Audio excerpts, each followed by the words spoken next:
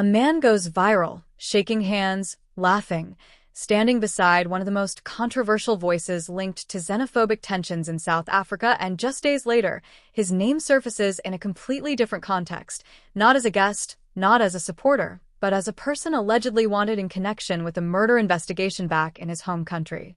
Let that sink in. Because if this is true, it doesn't just raise questions about one individual, it raises questions about borders, law enforcement gaps, and how someone could cross into another country and blend into a completely different narrative, all while possibly being wanted for something far more serious. And here's the part that makes this even more disturbing. The story didn't break through official channels first. It exploded through rumors, viral clips, and whispers spreading across social media faster than any confirmed report. Before we go deeper, like this video and subscribe, because stories like this don't stay simple for long, and the truth often hides in the details people overlook. This situation centers around a Malawian national known online as Carey, a name that, until recently, meant very little outside certain circles. That changed the moment a video began circulating showing him alongside Xenophobia, a figure who has repeatedly drawn attention for his controversial stance on foreign nationals in South Africa. For those unfamiliar, Xenophobia has built a reputation around strong, often polarizing rhetoric linked to immigration and national identity. His name alone is enough to ignite debates, spark protests, and divide public opinion. So when Carey appeared in a viral video with him, it immediately drew attention. At first, the focus was purely political and social. People were asking, who is this man? Why is he there? What is his connection? But then everything shifted. Because reports, and it's important to stress, unconfirmed reports at this stage, began circulating that Carey might not just be a random supporter or associate. Instead, rumors claimed he was wanted by Malawian authorities in connection with a murder investigation. And just like that, a viral video turned into something much darker. But here's where things get complicated. No official international arrest notice was immediately visible to the public.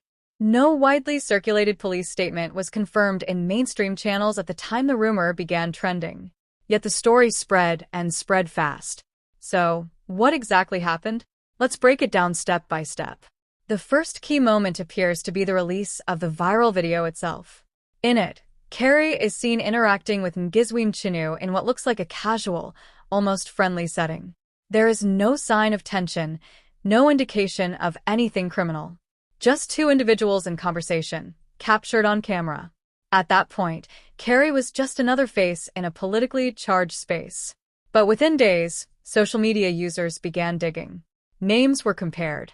Faces were matched. And soon, posts began to appear claiming that Carey was not who he seemed. Some users alleged that he had fled Malawi. Others claimed he was being sought by police. The word murder started appearing in comment sections, tweets, and viral captions. And this is where things take a sharp turn. Because once a narrative like that begins online, it becomes very difficult to control. People start treating speculation as fact. Screenshots circulate without sources. Old photos resurface without context. And suddenly, a man who is barely known becomes the center of a cross-border controversy. But here's where things get disturbing. There has been very little clarity about the original alleged case in Malawi. No widely verified timeline of the supposed crime. No confirmed identity match released through official international law enforcement channels at the time of the rumor. So the question becomes, how did this story gain so much traction so quickly? One possibility is the power of association. Carey didn't go viral on his own. He went viral because he appeared next to a controversial figure. That connection amplified everything. It gave people a reason to look closer, to question more, and to speculate further. Another possibility is the climate of tension surrounding xenophobia in South Africa. Right now, issues around foreign nationals, migration, and crime are highly sensitive. Emotions run high. Trust in institutions is often fragile. So when a story emerges suggesting that someone may have crossed borders while being wanted for a serious crime, it taps into existing fears. And that makes it spread faster. But what happened next raised even more questions. As the rumors intensified, different versions of the story began to emerge. Some claimed Carey had been living quietly in South Africa for a long time. Others suggested he had only recently arrived. Some said he was hiding. Others said he was moving openly. These contradictions matter because they highlight a key problem. There is no single, consistent narrative supported by verified evidence. And yet, the public reaction didn't slow down. People began demanding answers. Some called for his arrest. Others questioned how someone allegedly wanted for murder could appear so openly in a viral video. And a few voices pushed back, warning against jumping to conclusions without confirmed facts. This is the part few people are talking about. In cases like this, the line between investigation and misinformation becomes dangerously thin.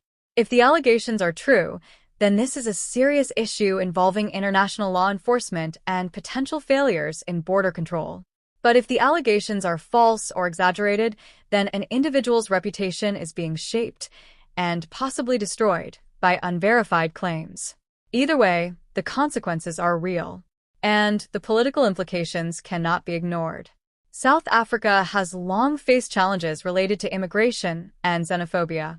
Incidents of violence, protests, and tension between local citizens and foreign nationals have been documented over the years.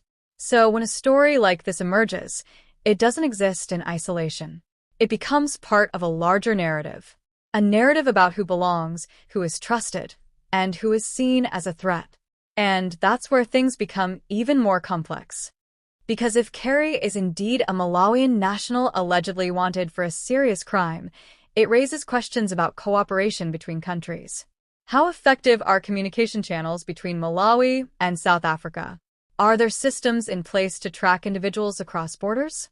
And if those systems exist, are they being used properly?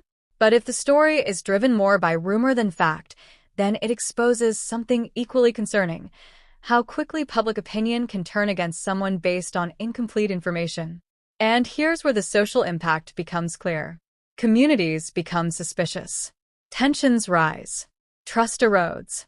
Ordinary people, many of whom have nothing to do with any alleged crime, may find themselves facing increased hostility simply because they share a nationality with someone at the center of controversy. That's the ripple effect. And it doesn't stop there. The media response has also been mixed. Some platforms have reported on the viral nature of the video and the allegations surrounding Carey, often using cautious language. Others have leaned heavily into the sensational aspects, focusing on the murder claims without clear verification. Meanwhile, social media continues to act as both a source of information and misinformation. Posts go viral within minutes. Videos are shared without context. And algorithms push the most engaging content, not necessarily the most accurate. So the question becomes, where does the truth sit in all of this?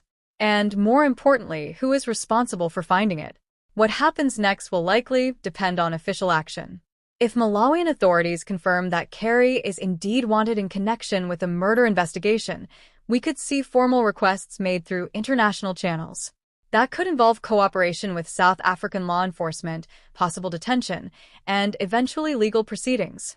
But if no such confirmation emerges, the story may begin to fade, leaving behind a trail of unanswered questions and damaged reputations. Either way, the situation is far from over. Because once a story reaches this level of attention, it rarely disappears quietly. People will continue to ask questions. Investigations, official or unofficial, will continue. And the truth, whatever it is, will eventually surface. But until then, we are left in a space filled with uncertainty. A viral video, a controversial association, and allegations that may or may not hold up under scrutiny. And maybe that's the most unsettling part of all. Because in today's world, it doesn't take much for someone's life to change overnight. One video, one rumor, one narrative that spreads faster than the facts. So now the question is yours. Do you think this is a case of someone slipping through the cracks of international law enforcement, or a case of social media building a story faster than the truth can catch up? Let me know what you think in the comments.